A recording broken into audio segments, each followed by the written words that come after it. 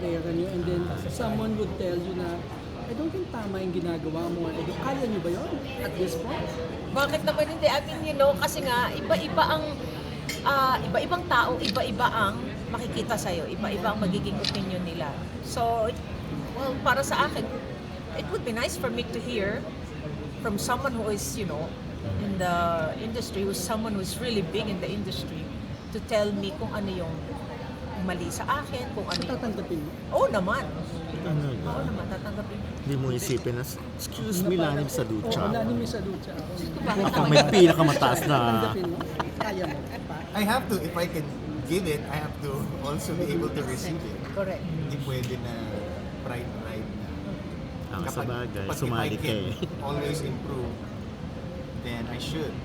If I get stuck to my past, then you're just gonna sink.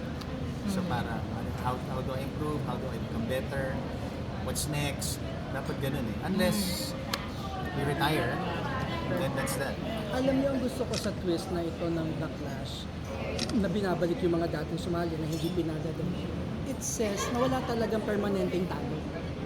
Kasi lagi kang may chance. What are your Oo thoughts on naman. that? Na nakaka-relate ba kayo sa ganun? Na walang permanenteng talo?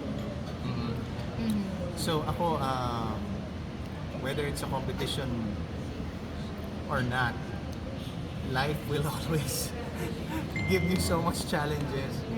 Sometimes you will win, most of the time you will lose. And we're trying to hopefully equip tong mga clashers at or clash backers na especially also in our industry, you still have to always audition, you still always have to try. Kahit yung mga superstars, they still have to audition. Kung if not here in the Philippines, sa Hollywood, right? So parang there will be some superstars here na kilala natin yan, go. Pero sa Hollywood, it's a different industry. They still have to do their best. So and sometimes they will fail, and sometimes they will win. So yes, I like what you said kasi parang it's like a representation of life na tara, laban tayo kasi buong buhay natin may laban. Paano tayo laging makakaahon? Lalim, walang permanenteng talo. Ano yun?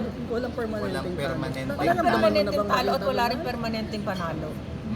Ika nga, totoo naman talaga yung ang buhay parang gulong. Sometimes you're on top and then the next thing you know, it could be at the bottom. Diba? Kaya, kumbaga, you really have to have yourselves always on your toes para ready ka kung anong mangyayari. Just like parang kumbaga in the medical field or sa health, when we talk about health, you'll never know kung anong mangyayari next time. Hindi ka na pala able to do certain things na dati mong ginagawa, hindi mo na pwedeng magawa ngayon. Ganun bagay. Do you make it a point to tell the contestants who don't make it, even off-cam, na okay lang ako din dati alam ko din how it is, kung Ako paano ganyan ako. matalo. Ganun ka? Ganyan ako. I tell them that. You tell them. I've been where you are. So continue lang, laban. Pero, di ba meron din mga contestants na sinasabi nila na sa mga as in ilang beses na sila sumali sa iba-iba na parang nothing seems to happen. Parang sinabihan ko na kung ganun yung iniisip mo na as in talaga daw sali siya dito, sali siya dyan, pero laging talo, ganyan, parang hindi siya umaangat.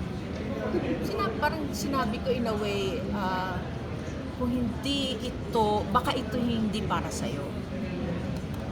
I've said that also. Di ba? Kasi minsan ganun, talagang kahit ano, meron pa nga mga Or yung nag-aral. cliche na parang maybe there's something better. Yun. Kasi It's cliche pero not everyone will be for this this field. field. Not everyone will also be a mathematician. Correct. Not everyone will also be a scientist. I can never be a mathematician or a scientist. I can sing, pero not Ganun. everyone can also. Okay. Thank you. Good questions. Thank you.